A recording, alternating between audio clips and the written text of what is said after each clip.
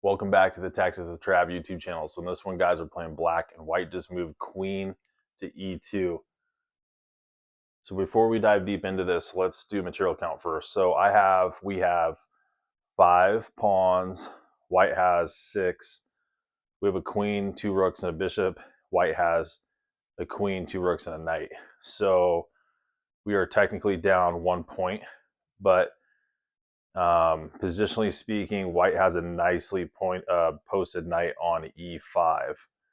So now let's dive deep into this. So the first thing I'm looking at, guys, is rook to g1 check, just because it's an open check. The king is a little exposed on the king side, and I want to see if we can juggle some sort of mating net or something if after rook g1 check he goes king to d2, because the king is completely exposed here.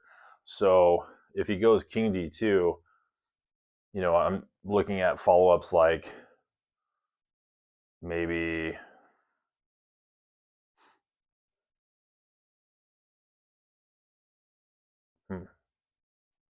king d2. I'm looking at like sacking on d4, because that king cuts off the rook that's on d1. And if we sacked on d4, like rook takes d4 check, e3 takes d4, queen takes d4 check,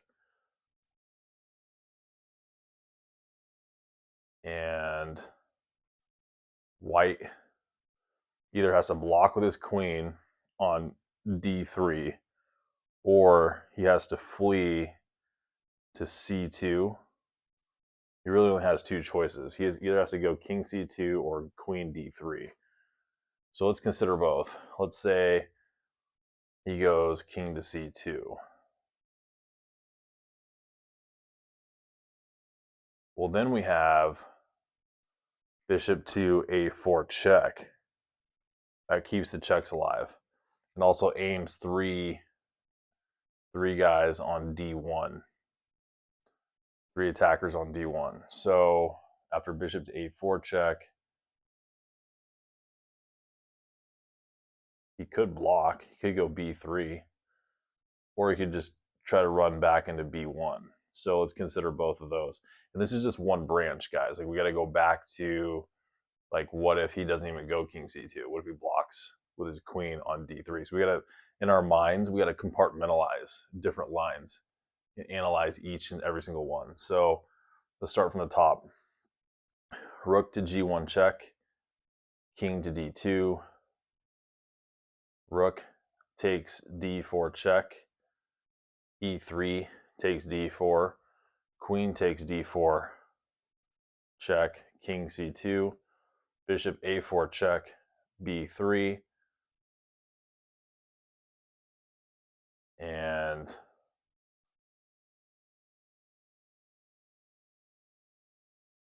part of me just wants to take with the bishop, like bishop takes d1, because you're winning a rook for a bishop, but you're also attacking white's queen and gaining tempo again. So part of me wants to do that.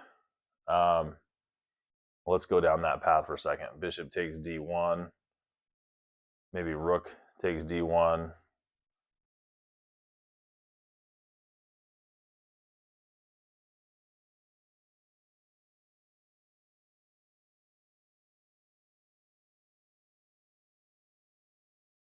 and then we'd have queen takes d1,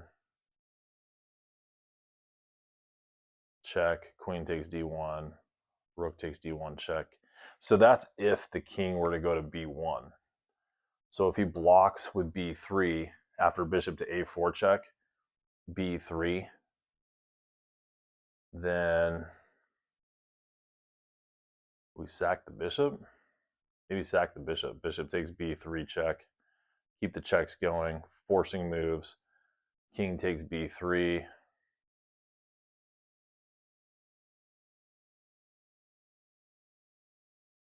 That might run out, though. I don't think that actually continues very well. So let's start from the top again. I think something's wrong. It's just usually when it gets too complex like that, that's usually very It's just not forcing enough. So rook g8, rook g1 check, king d2, rook takes d4 check, e3 takes d4,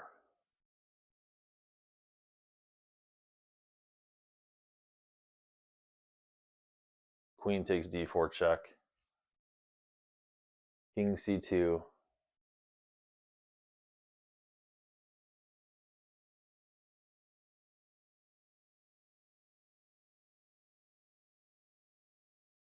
bishop a4 check, b3.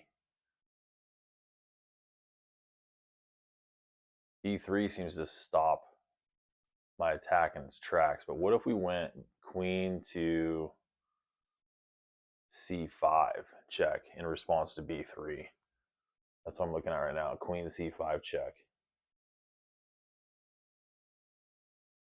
Remember, guys, we're not moving any pieces. We're not moving until we see the entire continuation, which forces your calculation to get better over time. So after queen c5 check, maybe king to b2. Feel like we're losing him.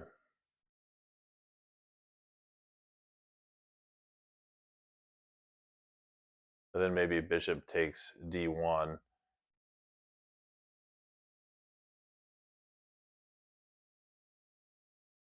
Bishop takes d1, rook takes c5, bishop takes e2, which we would come out ahead. We'd win a rook in that exchange. But what if we go bishop takes d1 and he just takes with his rook. Rook takes d1. Well, then we do come out ahead on the exchange with a rook for a bishop. Rook takes d1, rook takes d1, queen takes d1.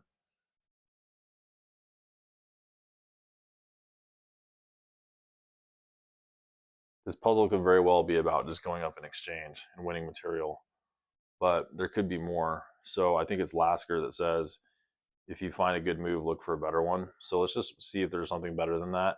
I do think we go up in that exchange a rook for a bishop, which is nice. We go up 2 points, but we might be selling ourselves short there. Let's look to see if there's more. Rook g1 check, king to d2, queen takes d4, or rook takes d4 check. Or hold on a second, guys. This is totally overcomplicating this. Okay, I just saw this. Shame on me. If I had my shame bell, shame on me. Way more complicated than it needs to be, because after the king goes to d2, we know that d4 pawn is pinned, right? So let's just snap off the knight on e5. Queen takes e5, because the d4 pawn can't take back because it's pinned to the king. So I'm almost certain that's what it is. Oh, interesting though. Interesting. So this, just to make this more complicated. So that would be true. That would be true if our G1 rook that went to check white wasn't hanging all of a sudden. So we might have to take the rook on D1 first and then take the knight. So let's see if that works. Rook G1 check, king D2, and we need to exchange off our G1 rook with rook takes D1 check, and let's say the rook takes.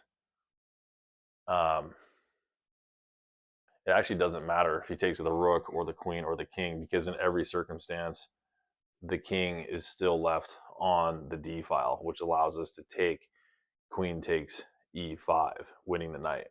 So what I mean is, so after he goes king d2, rook takes d1 check, rook takes d1, and queen takes e5, for example, winning the knight. But going back to the beginning, rook g1 check, king d2, rook takes d1. Let's say he takes with the queen. It doesn't really matter because the king's still left on d2. And if he decided to take with the king, his d4 pawn is still pinned because queen still takes on e5. So in every case, we have to trade off on d1 first with our rook with check, and then no matter what he takes back with, if it's the other rook, the queen, or his king, his pawn on d4 is still pinned to the king. which allows us to win the knight on e5. So let's go ahead and make the move and see what chess.com says. We're going to play rook to g1 check.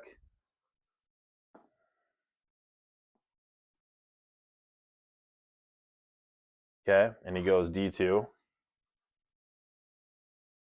And from our calculations and what we just figured out, we need to trade off on d1 first. So I'm going to go rook takes d1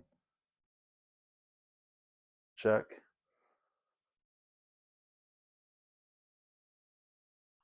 Yep, rook took, so the rook took back. Rook takes d1, and now we can win that knight on e5 with queen takes e5.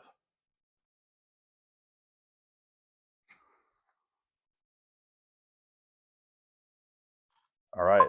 Nicely done. So that's a 21-31 rated puzzle, guys, with a 62.6% pass rate. People overall are doing pretty well on that one. Good puzzle, on to the next.